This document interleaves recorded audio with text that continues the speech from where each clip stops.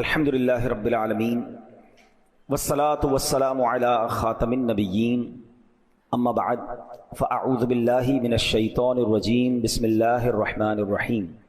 پڑھیے الصلاة والسلام علیک یا رسول اللہ وعلی آلک واصحابک یا حبیب اللہ۔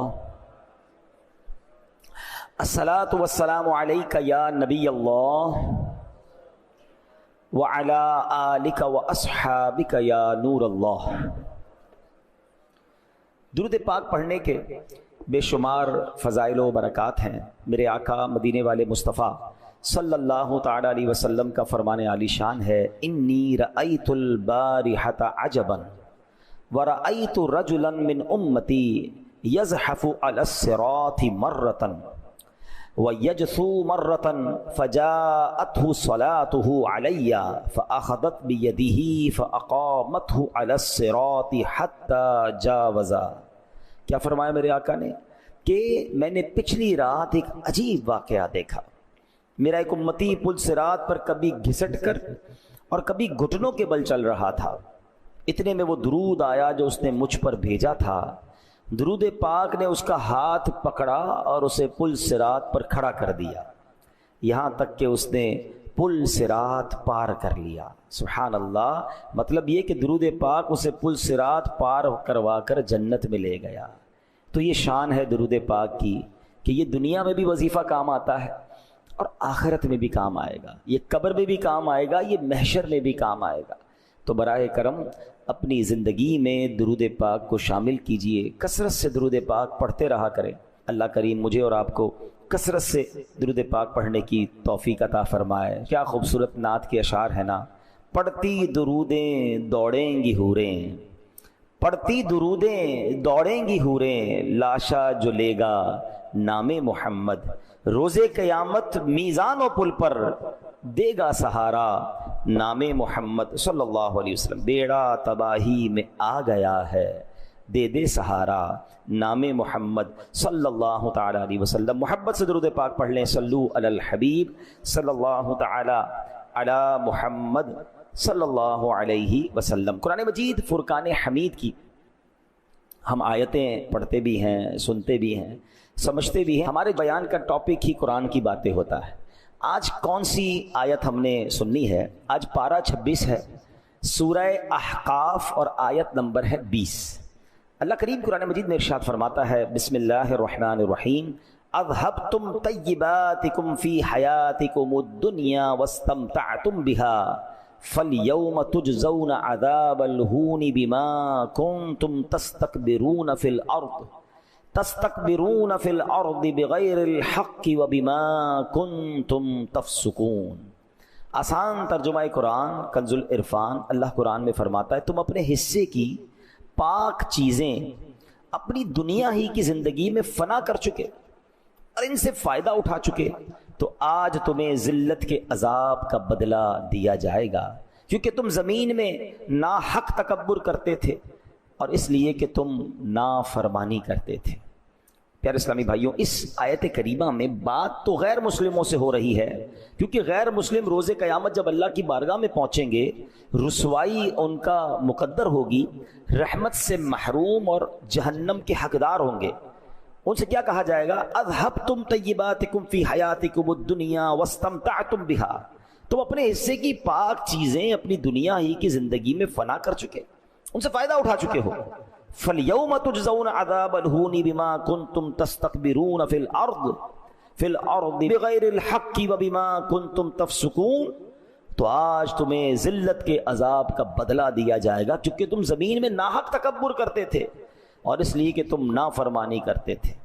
اول تو غیر مسلموں کو روز قیامت ذلت کا عذاب تو ہوگا، مگر اس مقام پر آخرت کے اس عذاب نے گرفتار ہونے کی 3 ریزنز بیان کیا۔ اب ہم نے یہ دیکھنا ہے، ہم تو ایمان والے ہیں نا، ہم تو مسلمان ہیں، لیکن جس وجہ سے غیر مسلموں کو عذاب دیا جائے گا، کہیں وہ عادتیں ہم میں تو نہیں آ گئی؟ وہ 3 عادتیں کیا ہیں؟ اب سنیے قرآن نے کیا کہا۔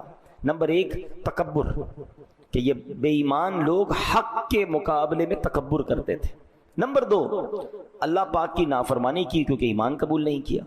نمبر 3 لذتوں میں مشغول ہو کر سب نعمتیں دنیا ہی میں ختم کر لینا۔ آخرت کے لیے کچھ بھی نہ بچانا، یہ تین چیزیں ان کے عذاب کا باعث بنی، ان کی سزا کا باعث بنی۔ اب ذرا غور کیجیے، اس میں ایک بات جو آج ہم ڈسکس کریں گے کہ دنیاوی لذتوں اور عیش و عشرت کو اختیار کرنے پر غیر مسلموں کی مذمت کی گئی اور انہیں ملامت کی گئی۔ اسی لیے نبی پاک علیہ الصلوۃ والسلام، آپ کے صحابہ کرام علیہم الرضوان، امت کے دیگر نیک لوگ دنیا کی عیش و عشرت اور جناب صرف لذتوں اور سے کنارہ کش رہتے تھے اور زہد و قناعت والی زندگی گزارنے کو ترجیح دیتے تھے تاکہ آخرت کا ثواب زیادہ ہو، آخرت میں زیادہ برکتیں ملیں۔ اللہ اکبر۔ حضرت جابر بن عبداللہ رضی اللہ تعالیٰ عنہ، یہ صحابی رسول ہیں، ایک مرتبہ آپ راستے سے گزر رہے تھے، ہاتھ میں گوشت تھا۔ فاروق اعظم مسلمانوں کے دوسرے خلیفہ رضی اللہ تعالیٰ عنہ نے حضرت جابر کو دیکھا کہ ہاتھ میں گوشت لے کے کہیں جا رہے ہیں، تو پوچھا اے جابر کیا لیے جاتے ہو؟ عرض کیا حضور گوشت کھانے کو جی چاہ رہا تھا، لہٰذا بازار سے خرید لایا ہوں۔ کتنی عجیب اور کتنی کمال کی بات حضرت عمر فاروق اعظم کہتے ہیں کلما اشتہیت شیئا اشتریتا، اے جابر تمہیں جب کسی چیز کی خواہش ہوتی ہے خرید لیتے ہو۔ اما تخشى ان تکون من اہل هذه الآیہ، کیا ڈرتے نہیں ہو کہ اس آیت میں جن کا ذکر ہے کہیں ان سے نہ ہو جاؤ؟ پھر کون سی آیت پڑھی؟ اذهبتم طیباتکم فی حیاتکم الدنیا، تم اپنے حصے کی پاک چیزیں اپنی دنیا ہی کی زندگی میں فنا کر چکے، یعنی جو دل میں آیا خرید لیا، جو دل میں آیا تم نے کر لیا۔ ایسا تو نہیں کہ آخرت کی نعمتیں بچیں ہی نہ، ساری دنیا میں خرچ کر لو۔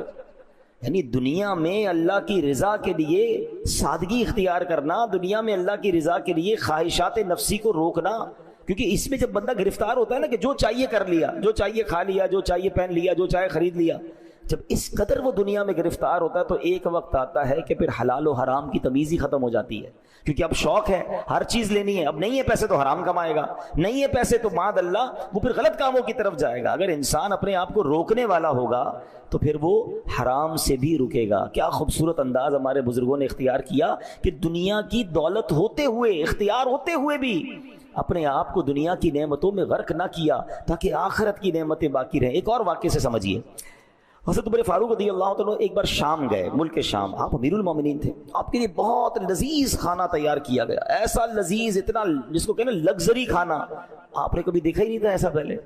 تو حضرت عمر نے فرمایا ھذا لنا فما لفقراء المسلمین الذین ماتوا وهم لا یشبعون من خبز الشعیر، یہ کھانا ہمارے لیے ہے تو ان محتاج مسلمانوں کے لیے کیا تھا کہ جو اس حال میں فوت ہوئے کہ انہوں نے جو کی روٹی بھی پیٹ بھر کے نہیں کھائی۔ تو آپ کو حضرت خالد بن ولید نے جواب دیا لہم الجنہ، ان کے لیے جنت ہے، وہ تو کم کھایا انہوں نے، دنیا کو اتنا ان کو نعمت ہی نہیں ملی، صبر کر کے چلے گئے، ان کے لیے جنت ہے۔ یہ سن کر فاروق اعظم کی آنکھوں سے آنسو بہنے لگے۔ آپ کہتے ہیں لَإِن كَانَ حَظُّنَا مِنْ هَذَا الْحُطَامِ وَذَهَبُوا بِالْجَنَّةِ لَقَدْ بَايَنُونَا بَوْنًا بَعِيدًا، کاش ہمارے لیے دنیا کا حصہ چند لکڑیاں ہوتی، وہ محتاج مسلمان اپنے حصے میں جنت لے گئے، ہم میں اور ان میں بہت فرق ہے۔ اب یہ کیسی بات ہے، فاروق اعظم جیسی شخصیت جو 100% جنتی ہیں، جن کو تو نبی پاک نے دنیا میں جنت کی بشارت دی، وہ تڑپ رہے ہیں کہ وہ غریب لوگ، وہ فاقہ کش، وہ اللہ کی رضا پر راضی رہنے والے جنت لے گئے، ہمارے اور ان میں بڑا فرق ہے۔ مگر آج ہمارے پاس تھوڑا ہو تو ہمیں تکلیف ہو جاتی ہے، ہم کسی کے مال کو دیکھ کر پریشان ہو جاتے ہیں، حالانکہ اللہ کو پسند یہ ہے کہ بندہ دنیا میں سادہ زندگی گزارے، جو ملے اس پر قناعت کرے، زیادہ کی ہوس نہ کرے، کیونکہ جنت کی نعمتیں ہیں نا۔ لیکن آج تو ریس لگی ہوئی ہے، اس نے گاڑی لی تو میں نے لینی، اس نے موبائل لیا میں نے اس سے اچھا لینا، اس نے گھر بنایا مجھے اس سے اچھا بنانا ہے، اور نہیں ہے تو پریشان ہے۔ یہاں میں غریبوں کو جو جن کو اللہ نے تھوڑی سی نعمتیں کم ملی ہے نا، میں ان کی تسلی کے لیے حدیث سناتا ہوں، اتنی کمال کی حدیث ہے، وہ غریبوں کے لیے، تنگ دستوں کے لیے تو تحفہ ہے، مگر مالداروں کو ہلا دیتی ہے اگر کوئی سمجھدار ہو۔ حدیث کا خلاصہ یہ ہے کہ جو اللہ کے تھوڑے دیے پر راضی ہو جاتا ہے، ذرا غور سے سنیے گا، جو اللہ کے تھوڑے دیے پر راضی ہو جاتا ہے، اللہ بھی اس کے تھوڑے عمل پر راضی ہو جاتا ہے۔ یا اللہ، آپ سمجھے اس کا معنی؟ اگر اللہ نے تھوڑا دیا ہے اور بندہ راضی ہے، اللہ کی رضا پر راضی ہے، قیامت کے دن اگر اس کے عمل تھوڑا ہوا نا، اللہ اس پہ راضی ہو جائے گا۔ یہ سودا مہنگا نہیں ہے، ہم تو ہیں ہی تھوڑے عمل والے، اللہ نے جتنا دیا. اچھا کچھ لوگ ہیں جن کی زندگی غربت میں اور سادگی میں گزر رہی ہے مگر وہ راضی نہیں ہے. شرط کیا ہے؟ اچھا بندہ کہہ رہا ہے یار کیا کروں بھائی، جینا پڑے گا، پریشان تو ہوں لیکن بس کاش مجھے بھی مل جائے، میں تو پریشان، مجھے ملا ہی کچھ نہیں. تو یہ راضی رہنا نہ ہوا نا. اللہ نے تھوڑا دیا تو بندہ اس کو راضی رہ گیا، اللہ تو نے جو دیا میں اس پر راضی. تو جو لوگ غربت میں زندگی گزار رہے ہیں ان کو کرنا یہ کہ راضی رہیں. اللہ نے دیا، اللہ جتنا چاہے گا آگے عطا فرما دے گا، لیکن راضی رہے تو اللہ تھوڑے عمل پر راضی ہو جائے گا. اس کا اپوزٹ سمجھیں کہ پھر جس کو زیادہ دیا ہے اور قیامت کے دن اس سے زیادہ عمل مانگ لیا گیا تو اس کا بنے گا کیا؟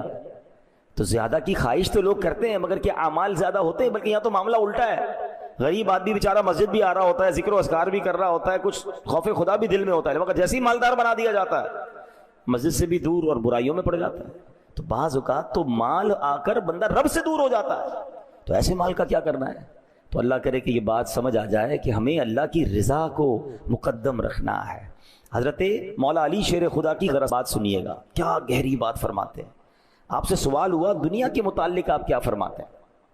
فرمایا حلالھا حساب و حرامھا عذاب. یہ دنیا کیا ہے؟ کہتے دنیا کی حرام چیزوں پر عذاب ہے اور حلال نعمتوں کا روز قیامت حساب ہوگا. یعنی دونوں صورتوں میں ہم مشکل میں ہے نا. عذاب تو اللہ معاف کرے، اللہ سے ہم دعا کرتے ہیں ہم میں سے کسی کو بھی عذاب نہ ہو. حرام کمانے والے کو تو عذاب ہوگا، مگر ایسا نہیں کہ حلال آپ کو ملا تو اس کا حساب نہیں ہوگا، حساب اس کا بھی ہوگا.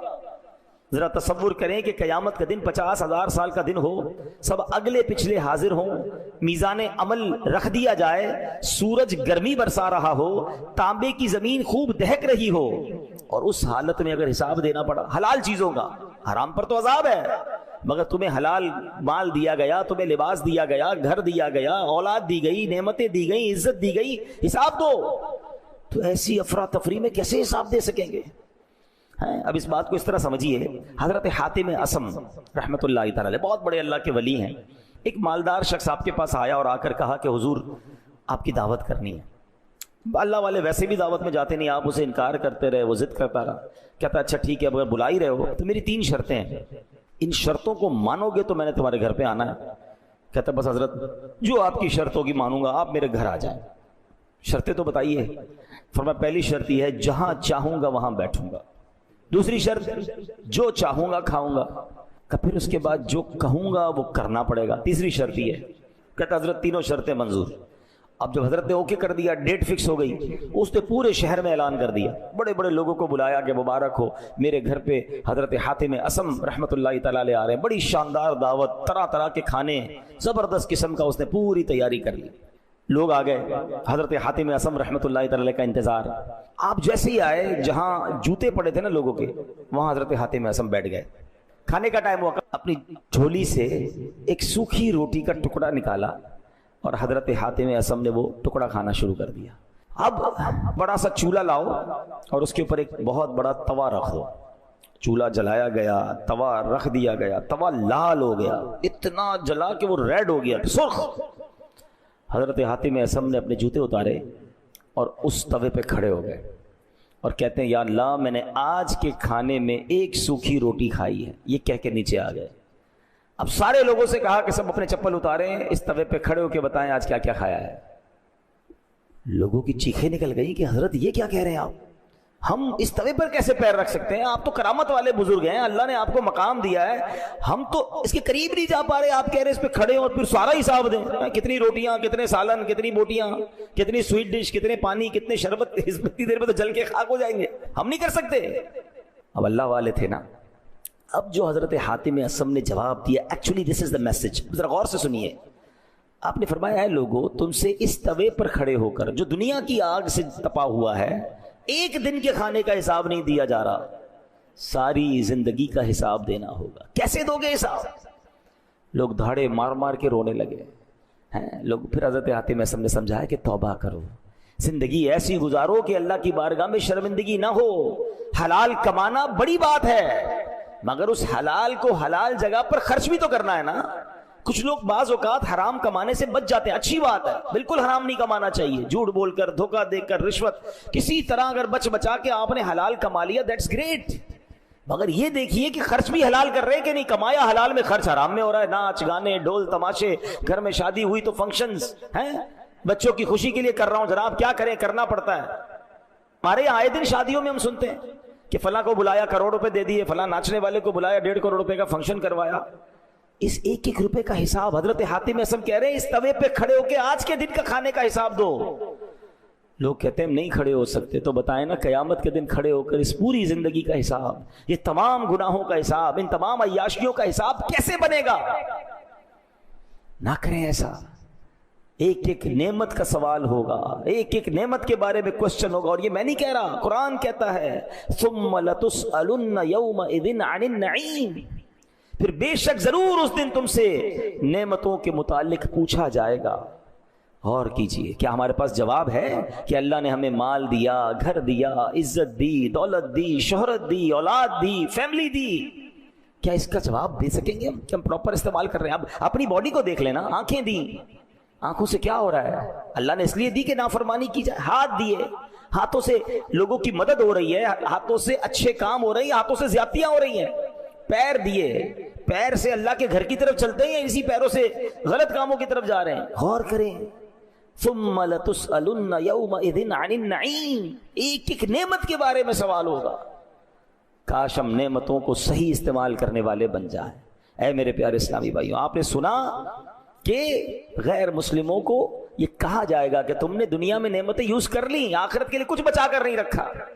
کہیں ایسا نہ ہو کہ بس دنیا دنیا، یہاں کی لذت، یہاں کی چیزیں، اور بندہ یہاں ایسا غرق ہو جائے کہ پھر آخرت کے لیے اس کے پاس کچھ نہ بچے۔ ایک بار مسلمانوں کے دوسرے خلیفہ حضرت عمر فاروق اعظم رضی اللہ تعالیٰ عنہ بارگاہ رسالت میں حاضر ہوئے، دیکھا کہ ایک چمڑے کا تکیہ ہے جس کے اندر کھجور کی چھال ہے۔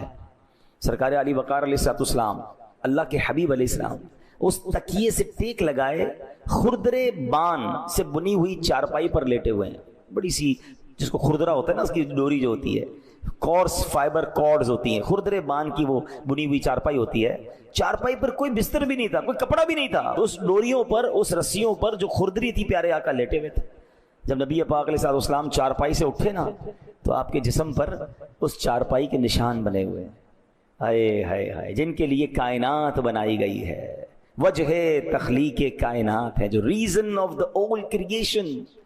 ہم کہتے ہیں نا زمین و زمان تمہارے لیے، مکین و مکان تمہارے لیے، چنین و چنا تمہارے لیے، بنے دو جہاں تمہارے لیے۔ ویسے نہیں کہتے، یہ حدیث قدسی اللہ فرماتا ہے، لولا کلما خلقت الافلاق، محبوب اگر تمہیں نہ بناتا تو یہ آسمان نہ بناتا۔ سارا جہان بنا حضور علیہ السلام کے لیے، اور حضور کیسے کہ ایسی چارپائی پہ آرام کر رہے ہیں کہ جسم پر نشان ہو گئے، کھجور کی چھال کا تکیہ۔ حضرت عمر نے دیکھا تو آپ کی آنکھوں سے آنسو بہنے لگے۔ نبی پاک علیہ السلام نے اپنے صحابی کو، اپنے عاشق زار کو، حضرت عمر کو روتے دیکھا تو فرمایا، اے عمر کیوں روتے ہو؟ عرض کیا، یا رسول اللہ صلی اللہ علیہ وسلم، خدا کی قسم میں جانتا ہوں کہ آپ اللہ پاک کے رسول ہیں، اللہ عز و جل کی بارگاہ میں آپ کا اونچا مقام ہے، آپ کیسر و کسریٰ، روم اور ایران کے بادشاہوں سے بہت زیادہ عزت والے ہیں۔